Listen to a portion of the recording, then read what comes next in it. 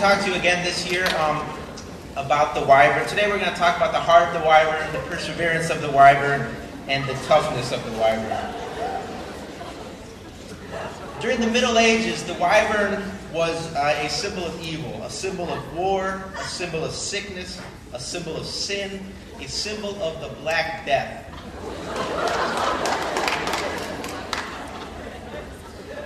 In later days, the wyvern became a symbol of strength, a symbol of nobility, symbolizing power, symbolizing endurance. It was put on the European shields, banners, flags as this symbol of strength. You can picture little towns having a flag with a wyvern on it, big groups of people looking to take out villages, steal sheep and whatnot.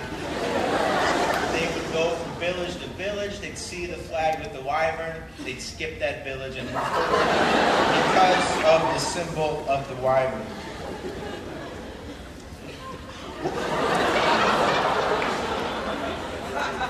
Whether we're looking at the wyvern as the middle-aged symbol of evil or the later-day symbol of strength and nobility, to me that's just semantics.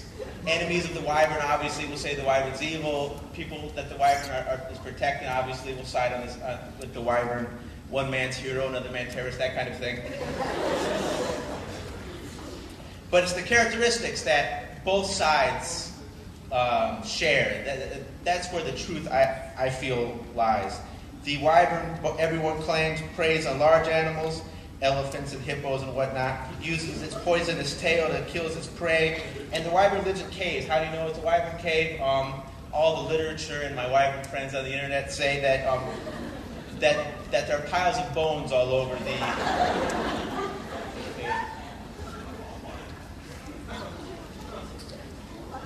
wyverns are huge. The wyvern not only stands 20 feet tall, you think of Dikembe Mutombo, a 7'1", Yao Ming, a 7'4". The wyvern's a good 20. 20 feet tall, 50 feet long, wingspan. Doesn't matter how tall you are, it's how high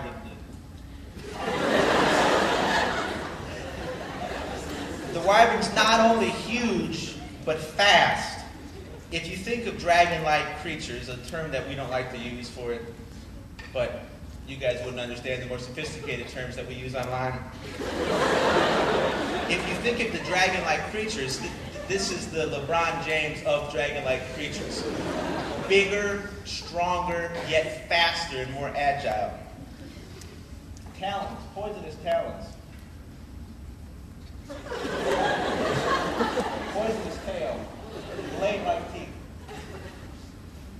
The wyvern is cousin to the dragon.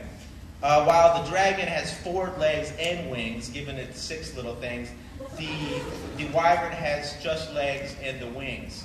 But the wings have the talons and the hands, so it can pick things up, it can throw a ball, it can do everything that you can do. Everything you can do with arms, but if you ever see dragons with the 4 legs, very cumbersome. You're blocking your own shot in the basketball, you're trying to swing for the tennis, the arms are getting in the way. While the dragon can be either timid or aggressive, there are a lot of different kinds of dragons, the wyvern is always ferocious, always tough. Even the wyvern haters of the Middle Ages, they describe the wyvern as being tough as nails. You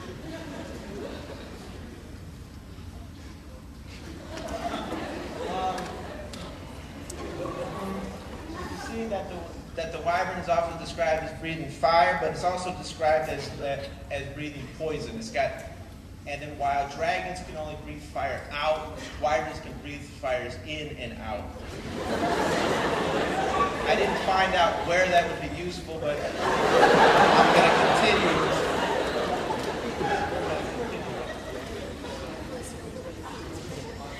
Even the risen from the dead skeletal wyvern. This is a wyvern that's been killed, a dead wyvern.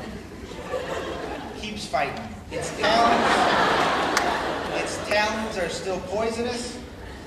Even without skin, even without muscles, the wyvern keeps coming. Very important. The wyvern never runs away. Challenges. The wyvern loves his challenges.